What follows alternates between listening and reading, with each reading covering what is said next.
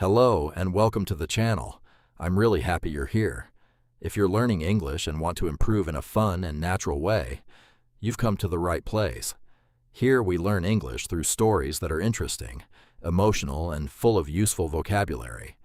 My advice is simple. Don't worry if you don't understand every single word. Just relax, listen carefully, and let your brain get used to the language. Over time, you'll be surprised by how much you can understand. And now, let's begin today's story. Daniel had always believed one simple sentence: I don't need English.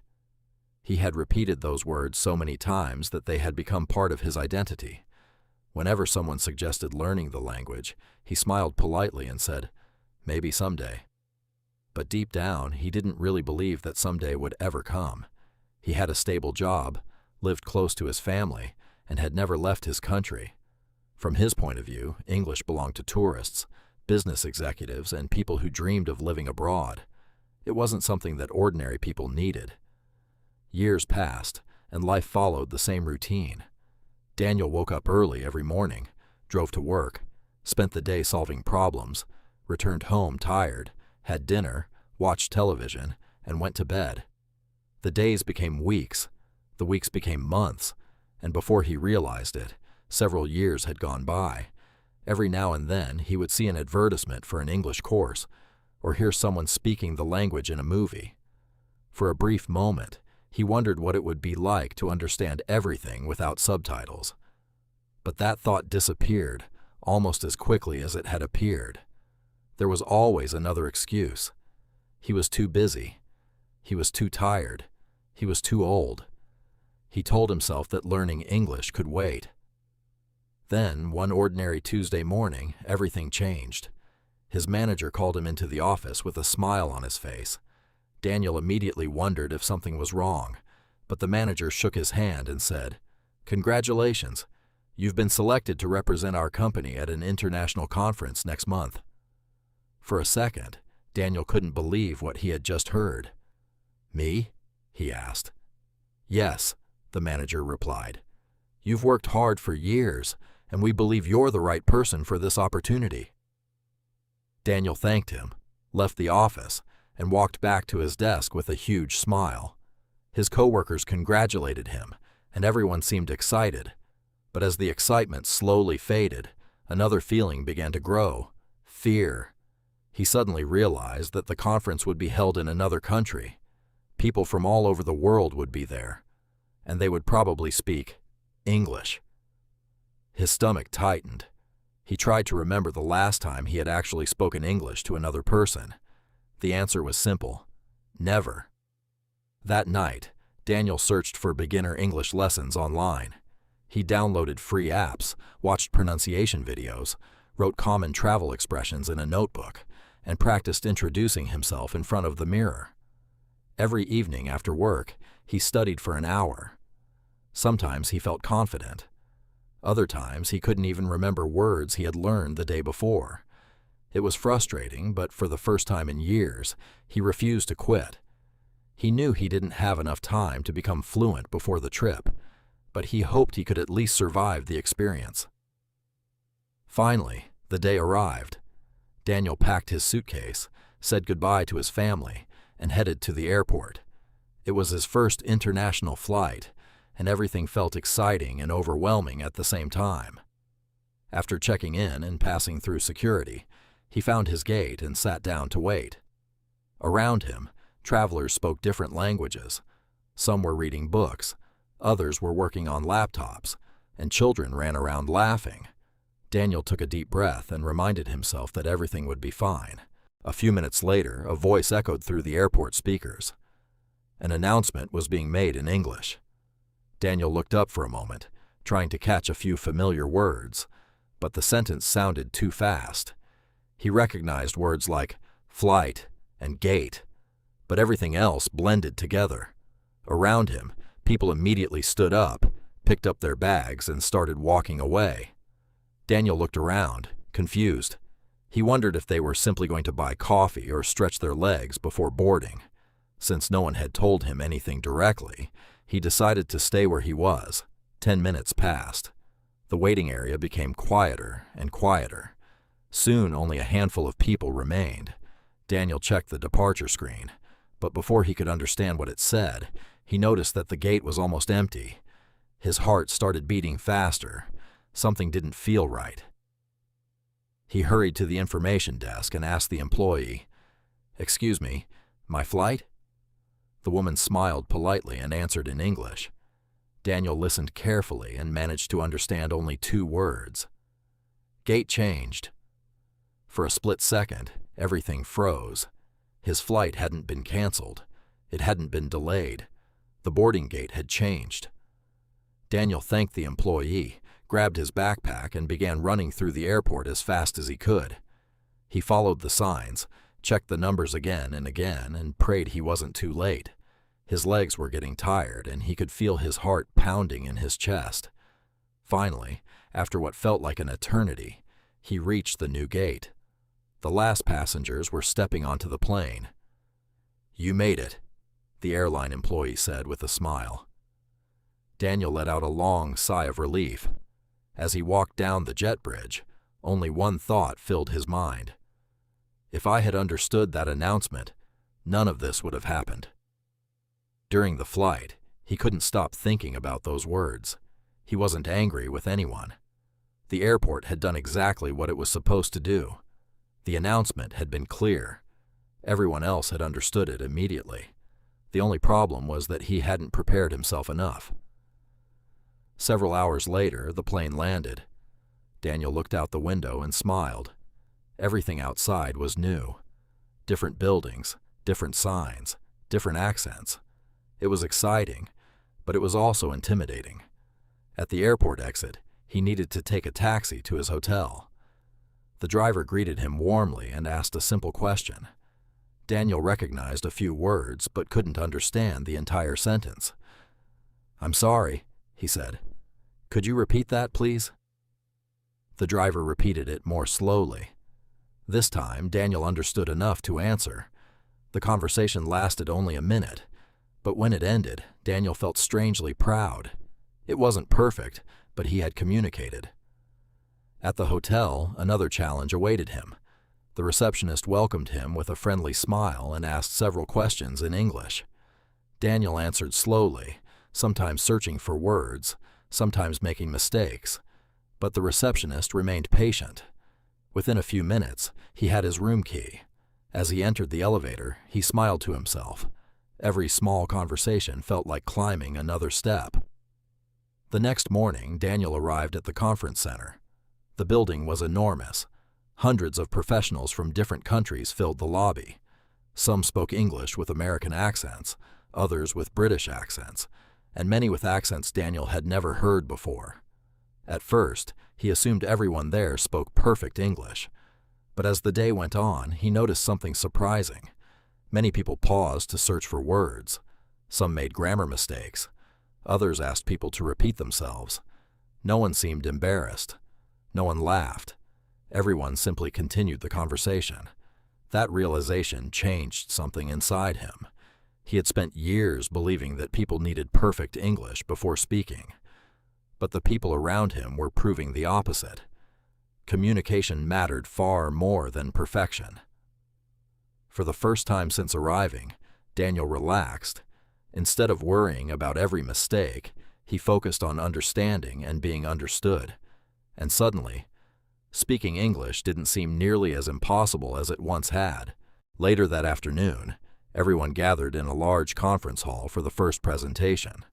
The speaker walked onto the stage, greeted the audience, and began talking about innovation, teamwork, and the future of technology. Daniel listened as carefully as he could. He didn't understand every sentence, but something interesting happened.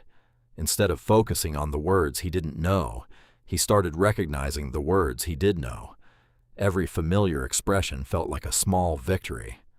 Little by little, the speech became easier to follow. During the lunch break, people formed small groups and introduced themselves to one another. Daniel picked up a plate of food and looked around the room. Everyone seemed to be having interesting conversations. For a moment, he considered sitting alone.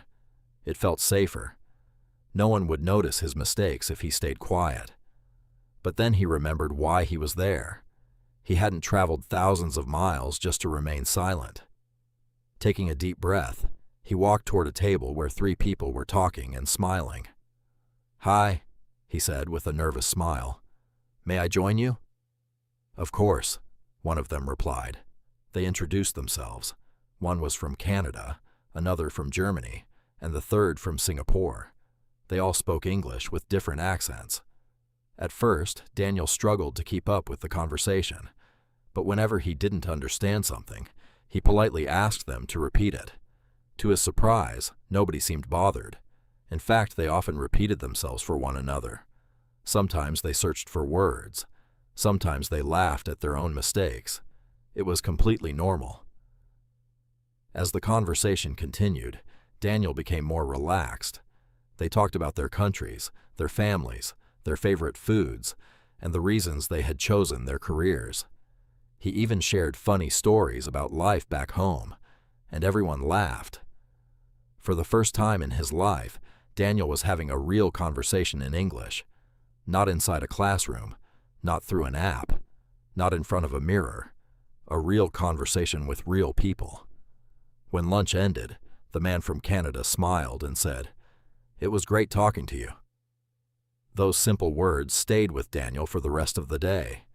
That evening, there was a networking event where participants could exchange ideas and meet professionals from different companies. Daniel almost skipped it. He was tired after such a long day, and part of him still felt insecure about his English. Then he remembered the opportunity he had almost missed at the airport. He smiled. "I'm not making the same mistake twice," he whispered to himself. He entered the room. At first, he simply listened. Then he joined one conversation. After that, another. Every discussion became a little easier than the previous one. He wasn't speaking perfectly, but people understood him. More importantly, he understood them. Toward the end of the evening, he met a woman who worked for an international company. They talked for nearly 20 minutes about their work, the challenges in their industry, and the importance of learning from different cultures. Before leaving, she handed him a business card. "You have interesting ideas," she said. "If you're ever looking for new opportunities, send me an email." Daniel looked at the card for a few seconds. He couldn't believe it. A year earlier, he would never have imagined something like this happening, not because he lacked experience, not because he lacked talent, but because fear had always convinced him to stay silent. As he walked back to his hotel under the city lights, he realized that English had given him something much bigger than new vocabulary. It had given him confidence, confidence to ask questions, confidence to start conversations, confidence to connect with people he never would have met otherwise. That night, before going to sleep, Daniel opened the notebook he had carried with him throughout the trip. On the first page, months earlier, he had written a simple goal: learn enough English to survive this conference. He smiled and added another sentence underneath it. I don't want to survive anymore. I want to grow. For the first time in many years, his future felt bigger than his fears. When Daniel returned home a few days later, his family and friends couldn't wait to hear about the trip. So, how was it? They asked. They expected stories about famous landmarks, delicious food, and beautiful places. Daniel smiled. Those things were amazing, he said, but they weren't the most important part of the journey. Everyone looked at him with curiosity. The most important thing I discovered was that English isn't just another subject you study at school. It's a bridge. It connects you to people, opportunities, ideas, and experiences that you never imagined. From that day forward, Daniel stopped thinking of English as an obligation. It became part of his daily life. Every morning before work, he spent 20 minutes reading in English. During his lunch break, he listened to podcasts. On his way home, he watched short videos without subtitles. Some days were easier than others. There were moments when he forgot words he thought he had already learned. Sometimes he felt like he wasn't improving at all. But instead of becoming discouraged, He remembered something he had learned during the conference. Progress isn't about being perfect. It's about refusing to stop. Month after month, his confidence grew. The language that had once seemed impossible slowly became familiar. 1 year later, his company invited him to attend another international conference. This time, the experience felt completely different. When he arrived at the airport, another announcement came through the speakers. Daniel listened carefully. He smiled. Without even thinking about it, he picked up his bag and calmly walked to the new boarding gate. No confusion, no panic, no desperate run through the airport. As he waited to board the plane, he remembered the frightened version of himself from the previous year. Back then, he believed the world was too difficult. Now he understood that the world hadn't changed. He had. At the conference, he greeted old friends he had met the year before. They recognized him immediately. "Daniel, it's great to see you again." This time, the conversations were longer. The jokes came naturally. He asked questions without translating every sentence in his head. He even helped another participant who was nervous about speaking English. The young man quietly admitted, "I'm afraid of making mistakes." Daniel smiled because those words sounded so familiar. He replied, "Everyone makes mistakes. The difference is that some people let those mistakes stop them, while others keep speaking anyway." The young man nodded, took a deep breath, and joined the conversation. Watching that moment reminded Daniel of his own journey. He realized that confidence isn't something you find overnight. It's something you build, one conversation at a time, one lesson at a time, one mistake at a time. Looking back, Daniel understood that almost missing his flight had been one of the best things that had ever happened to him. It wasn't because running through the airport was exciting. It wasn't because he enjoyed feeling nervous. It was because that experience forced him to face a truth he had avoided for years. Opportunities don't always wait until we're ready. Sometimes they arrive first. And it's our responsibility to prepare ourselves before the next opportunity appears. Maybe that's exactly why you're listening to this story today. Perhaps you dream of traveling. Maybe you want a better job. Perhaps you simply want to understand movies, books, songs, or have conversations with people from around the world. Whatever your reason is, remember this. You don't have to learn everything today. You don't need to know thousands of words before opening your mouth. You don't need perfect grammar before starting your first conversation. You simply need to begin. One new word today. One sentence tomorrow. One short conversation next week. Small steps may seem insignificant at first, but over time, they take you farther than you ever imagined. Your future is built by the choices you make today.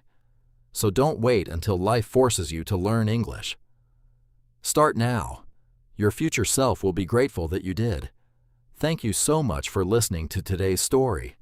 I really hope it inspired you and helped you improve your English at the same time. If you enjoyed this video, don't forget to give it a thumbs up, subscribe to the channel, and turn on the notification bell so you never miss a new story. And before you go, leave a comment below telling me where you're from and why you're learning English. I'd love to read your answer. Thanks again for being here.